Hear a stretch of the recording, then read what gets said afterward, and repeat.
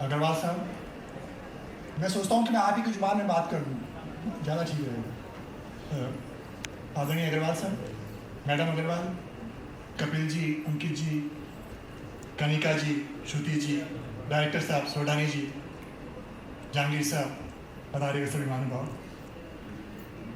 जब मैं नीचे बैठा हुआ था तो ये मंच बहुत खूबसूरत लग रहा था, और जब मैं मंच पर आ गया तो आप सभी लोग बहुत खूबसूरत लग रहे हैं।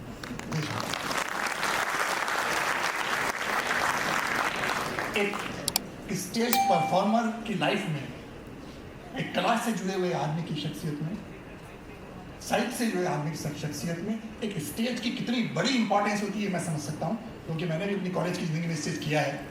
और आप अहमियत इस बात से समझ सकते हैं कि पहले दिन डायरेक्टर आपको ये कहता है कि पहले चरण मेरे छूना, दूसरे बार स्टेज के चरण छूना, जिस पर आ रहे हो।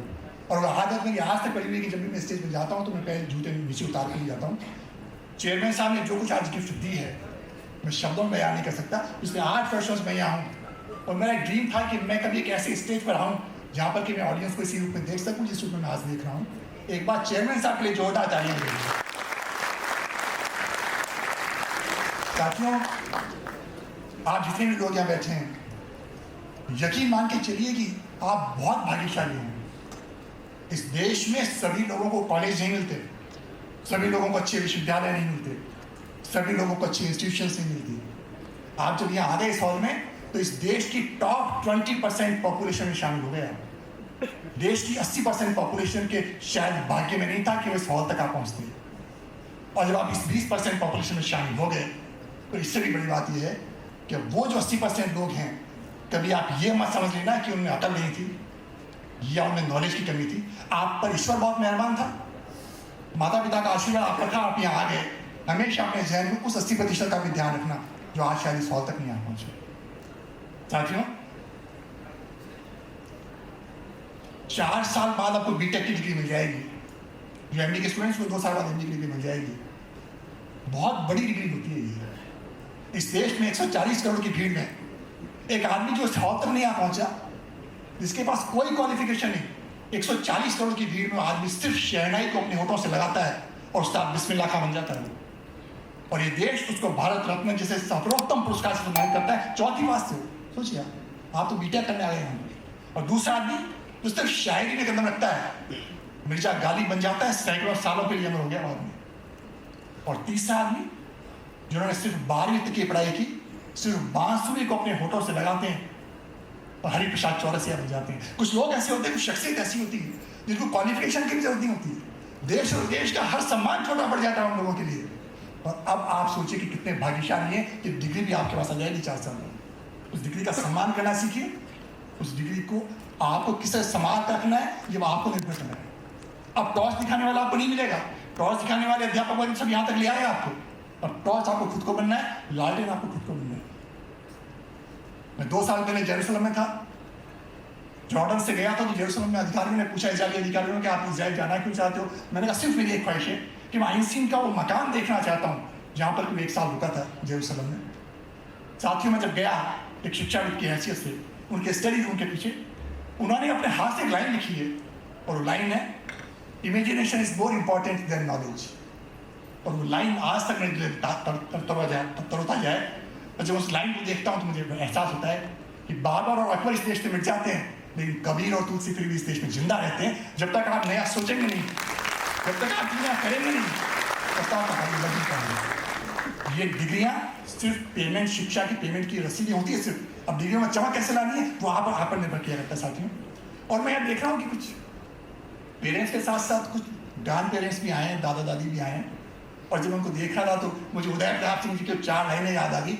जब कॉलेज के लिए विदा करते हैं अपने बच्चों को तो क्या सोचते हैं वो, कि उदास चेहरे की झुर्रियों को, उदास चेहरे की झुर्रियों को बरसती आंखें सुला रही थी, उदास चेहरे की झुर्रियों को बरसती आंखें सुना रही थी। हमारे सपनों को सच बनाने जिगर का टुकड़ा शहर गया है, हमारे सपनों को सच बनाने। और वो जो दादाजी भी बैठे हुए हैं और जो पेरेंट्स बैठे हुए हैं, मैं आपको विश्वास दिला रहा हूँ कॉलेज में काम करने वाले व्यक्ति की हैसियत से, कि जिन सपनों को लेकर के आपने अपने बच्चों को भेजा ना, हमारे इस परिवार में आपका बच्चा और जुड़ गया आज से, और आपके सपनों को साकार बनाने में ये कॉलेज कोई कैसा नहीं छोड़ेगा। साथियों, सबसे बड़ी बात अब आपके सामने ये होगी कि जब भी कभी आपके सामने कुछ संकट आएगा, परेशानी आएगी, दुविधाएं आएगी, उस समय आप उस डिग्री की शख्सियत को चमकदार कैसे बनाना, ये आप पर निर्भर करेगा। मुझे बाल कवि बैरागी जो मेरे रोल मॉडल भी रहे, कई बार ने उनसे आशीर्वाद दिया है, उनकी लाइनें जो नहीं युवा साथियों के लिए लाल के जैसे संबोधित की थी। क्या कहा था उन्होंने कि जब धरा पर धांधली करने लगे पागल अंधेरा, कि जब धरा पर सुन रहे युवा साथियों, कि जब धरा पर धांधली करने लगे पागल अंधेरा और मावस धौंस देकर छीन ले तुमसे सवेरा, तब हार कर चुप बैठ जाना बुज़दिली पाप है और इस नई पीढ़ी का बस ही संताप है। और इस नई पीढ़ी का बस ही संताप है कि सब्र का ये बांध आप हर चीज को सहन करते रहते हैं। सिर्फ अब डिग्री आ जाएगी आपके आप कभी प्रश्न नहीं करते, क्लास में प्रश्न नहीं करते, व्यवस्था से प्रश्न नहीं करते, सरकार से प्रश्न नहीं करते, उस समय आपकी डिग्री शर्मा जाती है कि सब्र का ये बांध तुमने पूछकर किससे बनाया और कौन है जिसने तुम्हें इतना सहन करना सिखाया। कि तोड़ दो ये बांध और बहने दो नदी को और दांव पर सब कुछ लगाकर धन्य कर दो इस सदी को, धन्य कर दो इस सदी को। और जिस दिन आप सब कुछ दांव पर लगा देंगे, ये देश, ये व्यवस्था धन्य हो जाएगी साथियों। और जितने भी मेरे युवा साथी बैठे हैं, तो पेरेंट्स भी बैठे हैं, शायद पेरेंट्स आपको ना कह पाए, मैं कह रहा हूँ आज डायरेक्टली कि बेटा 4 साल आ गए यहाँ पर, तितलियों और भंवरों का पीछा करना छोड़ देना, अपने बगीचे को बढ़िया बना लेना, तितलियां और भंवरे अपने आप आ जाएंगे। और अगर आपने अपने बगीचे को बेकार रखा तो तितलियां और भंवरे आएगी, वापस उठ जाएगी, और जब उठ जाएगी तो रात में सिर्फ तकिए गीला करने के अलावा कुछ सवाल रहेगा नहीं आपके पास। तो हमेशा एक बात का ध्यान रखिएगा,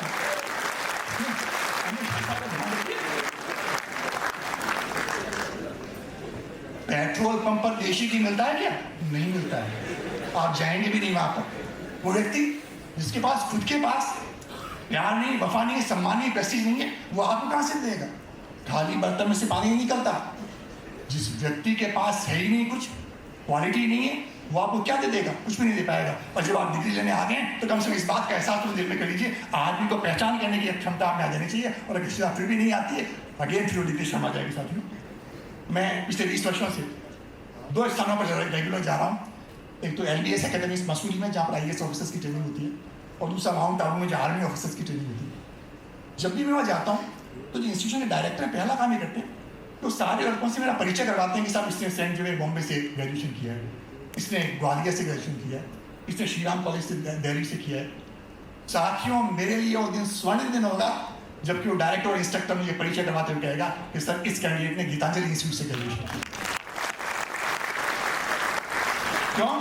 क्योंकि सबसे बड़ी बात ये होती है कि आप पर अपना कॉन्फिडेंस होना चाहिए, और जिस दिन आप अपने कॉन्फिडेंस से हार जाएंगे सारी डिग्रियां बेकार हो जाएगी। मैं अपने कॉलेज के दिनों में गजल की 2 लाइनें सुनाया करता था, बड़ी फेमस हुई लाइनें। आप सुने कॉन्फिडेंस किस तरह का होना चाहिए कि हमारे ख्वाब का मारा सुकून से सो ना पाएगा, कि हमारे ख्वाब का मारा सुकून से सो ना पाएगा, और जिसे हम चाह लेंगे किसी और का हो ना पाएगा।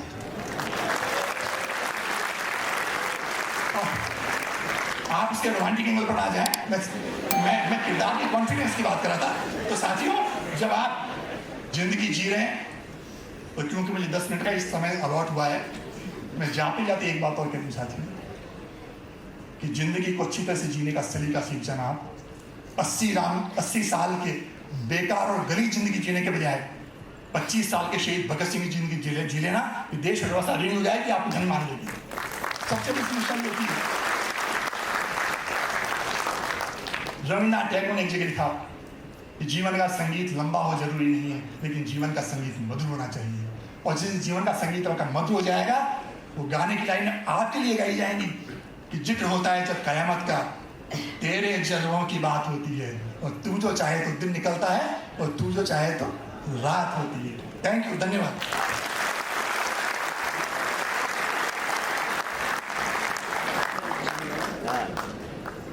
Thank you, sir. Thank you very much.